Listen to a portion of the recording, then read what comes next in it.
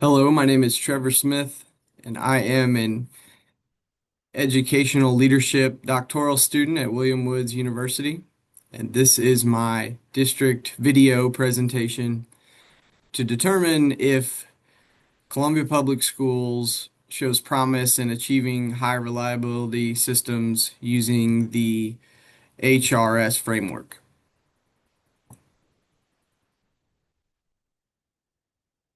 First of all, a breakdown of Columbia Public Schools. It's a very large district. It serves about 18,600 students.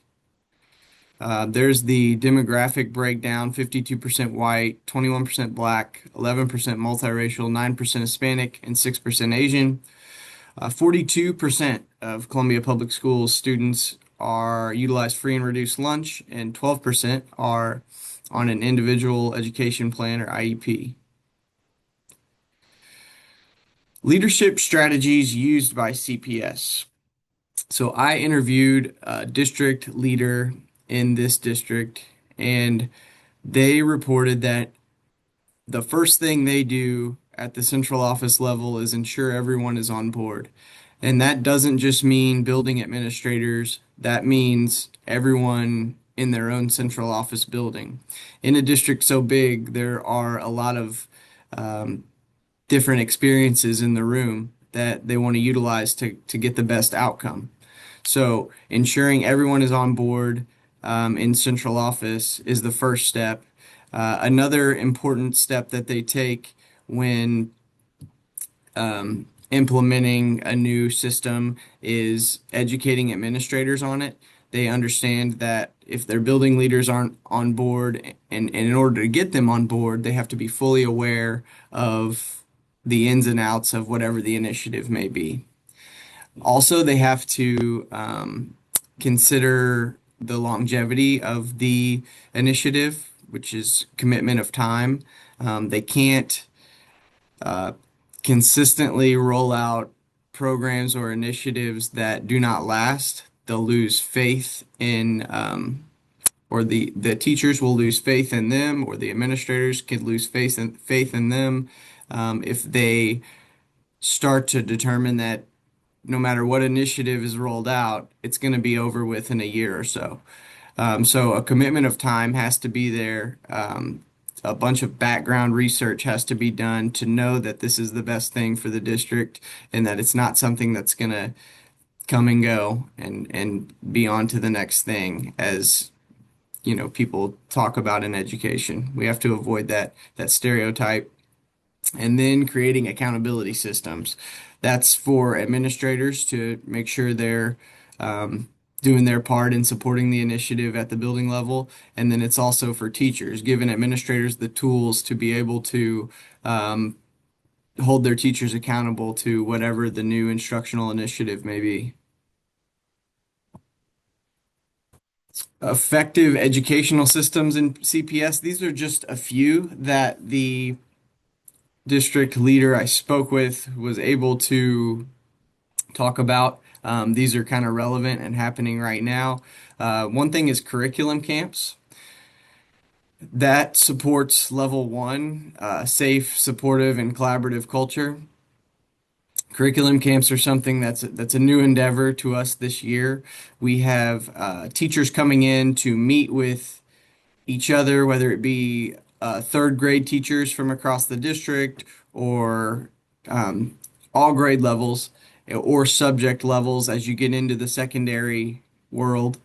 And these teachers come, they collaborate, they're writing common assessments, they're writing how they want things to be taught, they're deciding how to differentiate certain lessons for certain students.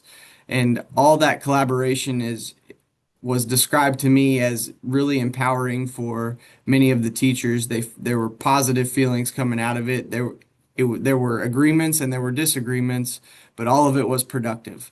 And so, giving opportunities like that in the summertime for teachers to come together and give their input on what they're going to be teaching is something that we do or that they're doing at CPS, and that is pretty powerful. Common formative and summative assessments support level two, which is effective teaching in every classroom. This is something that we've implemented starting last year. We were a little behind the curve on that, and getting those in place last year has really helped the entire district know what's supposed to be taught, what's supposed to be tested, and that helps all students, no matter the school building, get a consistent education. Also, common walkthrough forms. We've created our own walkthrough forms that people, that administrators use to not evaluate teachers, but just have look fors, certain things that instructional strategies that the district has decided are going to be an area of focus for us. So using those walkthrough forms, administrators can measure the level of how many teachers in their building are using it, how many teachers in the building are doing what they're supposed to be doing. And they can learn that, hey, we're really hitting the mark here with a strong start, but we're not hitting the mark in another area. Maybe we need to up our rigor. And so we would focus professional development around rigor. So having common walkthrough forms was something that was mentioned as an educational system that ensures effective teaching in every classroom. Also, Teach Like a Champion, that is a resource that the district is using. And it's a common resource with tons of teaching strategies and ways to evaluate teachers, and it doesn't have to be from an administrative perspective. Any teacher could pick it up and evaluate one of their peers if they wanted that kind of feedback. So it's a very clear resource, easy to use resource that this district has invested in that also ensures effective teaching in every classroom. And then lastly, to touch on level three, a guaranteed and viable curriculum. Again, this is something that the we're a little behind on. They're a little behind on at CPS, I should say, but investing in subject coordinators is something that many districts don't have as much as CPS has in terms of the number of coordinators. There's not just a science coordinator for Columbia Public Schools. There's one at secondary, and there's a science coordinator for elementary. Working with all the coordinators, there is a person in charge of all curriculum and instruction for the district, and so there is a chain of command there, and a bunch of people in place who were experts in the content who have come in and worked in these curriculum camps and written good, guaranteed, viable curriculum that they can have for this upcoming school year in some subjects, in some cases.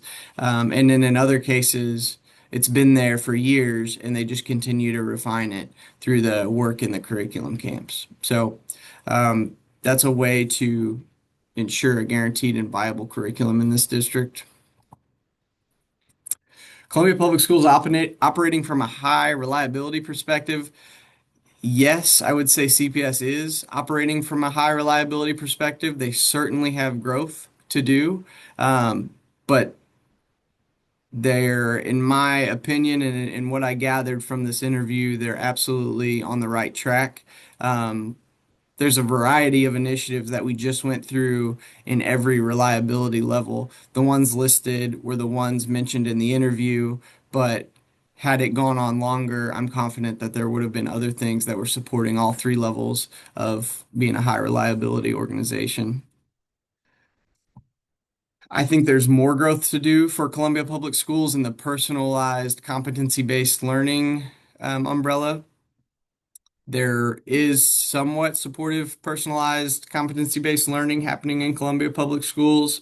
Like I mentioned in curriculum camps, teachers were working to build in alternative assessments to kind of help along with differentiation options for teachers to use. Also, targeted PD on differentiation is something that is offered every fall and winter when the district has several professional development days. There's a lot of targeted work around personalized competency-based learning. The thing that I believe is getting in the way is the new focused reliability work. I think that's put more of the individualized learning on the back burner, and that's okay with me because I think um, the reliability work will, once that's set in stone, that will put this district in a place where implementing more and more personalized competency-based learning strategies into professional development and also just straight into the classroom. Um, I think the district will be in a better place to be able to do that and support that and sustain that whenever they are more of a reliable organization, which I think from this interview, all the pieces are in place to move that direction for this district. These are my references, and thank you for watching this video.